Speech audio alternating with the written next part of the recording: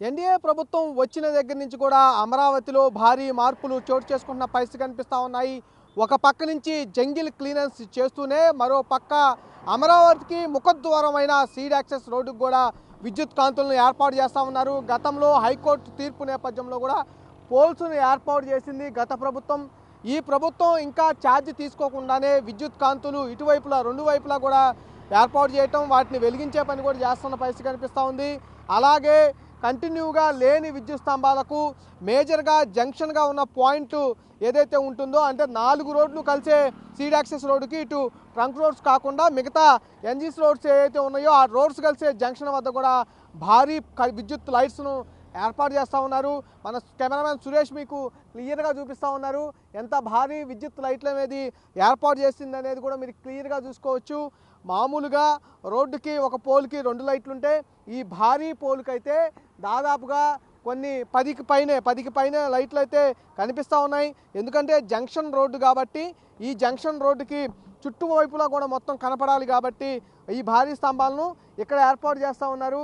High court తీర్పు నేపథ్యంలో మామూలు కరెంట్ పోల్స్ను ఏర్పాటు చేసిన గత ప్రభుత్వం, ఈ ప్రభుత్వం అంటే ఎన్డీఏ కూటమి అధికారంలోకి వచ్చిన తర్వాత ఇంకా ముఖ్యమంత్రిగా చంద్రబాబు నాయుడు ప్రమాణ స్వీకారం తీసుకోక ముందే సిఆర్డీఏ పరిధిలో అమరావతి రాజధాని పరిధిలో అయితే పనులు ముమ్మరంగా కొనసాగుతూ ఉన్నాయి.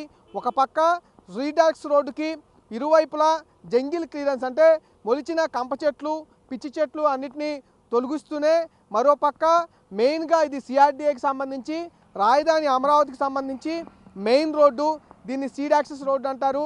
ఈ రోడ్డు కూడా గత చంద్రబాబు నాయుడు టైంలోనే ఈ రోడ్డు కొంత ప్రారంభమైన పరిస్థితి. ఈ రోడ్డుని రాజధానిలోకి వచ్చే అందరూ కూడా యూజ్ చేస్తూ ఉంటారు, కానీ లైటింగ్ అనేది ఉండేది కాదు. ఈ ప్రభుత్వం హైకోర్టు తీర్పు వచ్చిన తర్వాత వైసీపీ ప్రభుత్వంలో పోల్స్ అయితే ఏర్పాటు చేయడం జరిగింది. విద్యుత్ కూడా 2-3 గంటలే వెలిగించేవాళ్ళు, కానీ ఇప్పుడు ఎన్డీఏ ప్రభుత్వం వచ్చిన తర్వాత నైట్ మొత్తం కూడా ఈ విద్యుత్ స్తంభాల విద్యుత్ కాంతులు అయితే కొనసాగుతూ ఉన్నాయి. ఇరువైపులా అంటే 2 వైపులా లైటింగ్ అనేది ఏర్పాటు చేస్తూ ఉన్నారు. పూర్తిగా అమరావతిని గత ప్రభుత్వం అంధకారంలో ముంచితే ఈ ఎన్డీఏ ప్రభుత్వం వచ్చిన తర్వాత దీన్ని ఎప్పుడైతే అమరావతి గతంలో ఎలా వెలిగిపోయిందో అదేవిధంగా విద్యుత్ కాంతులతో వెలుగుతూ కూడా చేస్తున్న పరిస్థితి కనిపిస్తూ ఉంది. ఎక్కడైనా సమస్యలు ఉంటే వాటన్నిటిని సాల్వ్ చేసుకుంటూ ప్రతి పోల్ని కూడా వెలిగించే ప్రయత్నం అయితే ముమ్మరంగా చేస్తూ ఉన్నారు. గతంలో చాలా స్లోగా ఒక్కొక్క పోలు వారం 10 రోజులు అలా తీసుకొని పనిచేసేవాళ్ళు, కానీ ఇప్పుడు 2-3 రోజుల నుంచి ప్రతి పోల్ను వెలిగించే పని అయితే ముమ్మరంగా సాగుతుంది. నైట్ మొత్తం కూడా ఈ రోడ్డు మొత్తం కూడా వెలుగులు విద్యుత్ కాంతులతో అయితే వెలిగిపోతున్న పరిస్థితులే కనిపిస్తూ ఉన్నాయి. రానున్న రోజుల్లో అమరావతి నిర్మాణ పనులు మరింత వేగంగా కొనసాగబోతూ ఉన్నాయి.